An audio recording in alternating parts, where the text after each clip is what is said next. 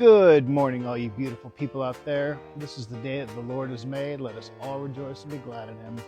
I pray that today, whatever your hand finds to do, you work at it with all your heart as if doing it unto the Lord. This is Torah-Pologetics, Part 5, Chalking Up the Board. Let's get into it and defend the faith. Here we go. Jesus wanted us to keep Torah. He wanted us to obey the law. But Jesus' number one enemy was the Pharisees because they kept the law. Nope. Story time. Years ago, I was part of the 188th Fighter Wing Fire Department, Air National Guard. It was a great place to be. At least that's what they told us to say. Anyways, we did 1 weekend out of the month and 2 weeks out of the year.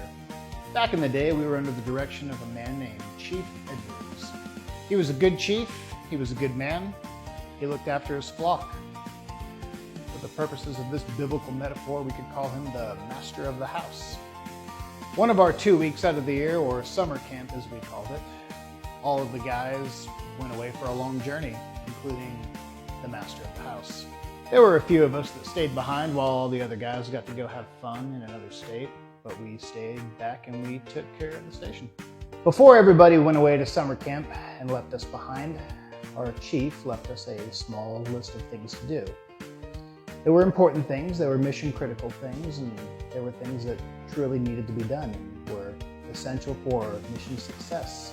I don't really remember what everything was, but it was something along the lines of wash all the fire trucks, cut the grass, inventory equipment, etc. Again, things that were very important that needed to be done for a while. And of course, the four of us that stayed behind, we wanted to make our chief happy, and we wanted to obey his rules that he had left us while he was on his journey.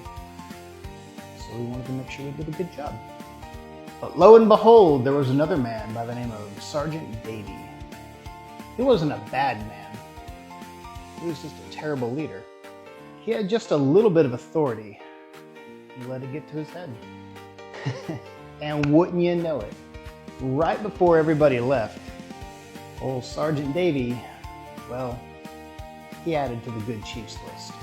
And again, I don't really remember what everything was that he wrote down, but it was something along the lines of stupid stuff, busy work, and things that don't really matter that at the end of the day would make him look good if we did them.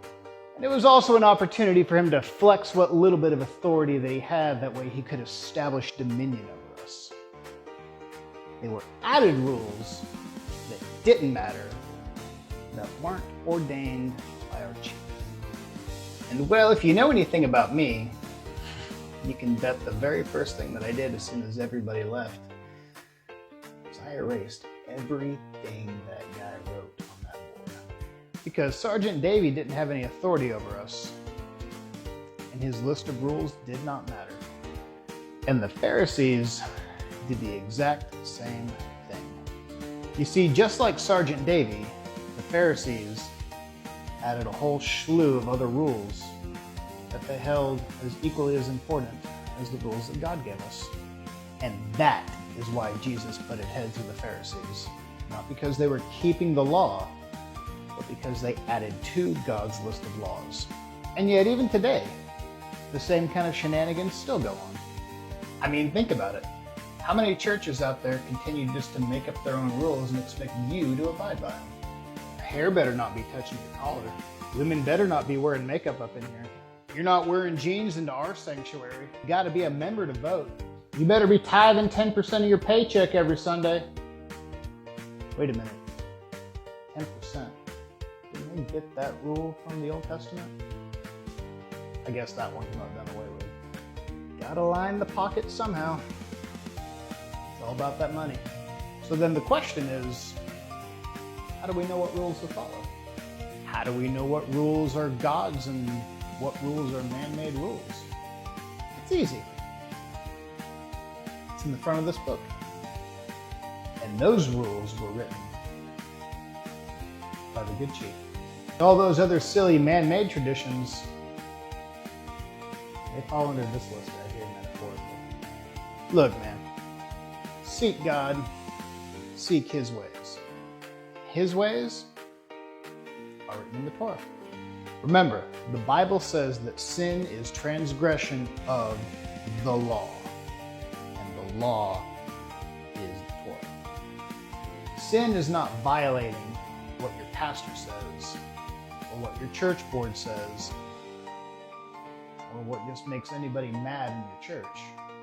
Sin is violating what God said. And God made us a list, and he wrote it down. Well, Moses wrote it down, but the point is, God's law is written down for us.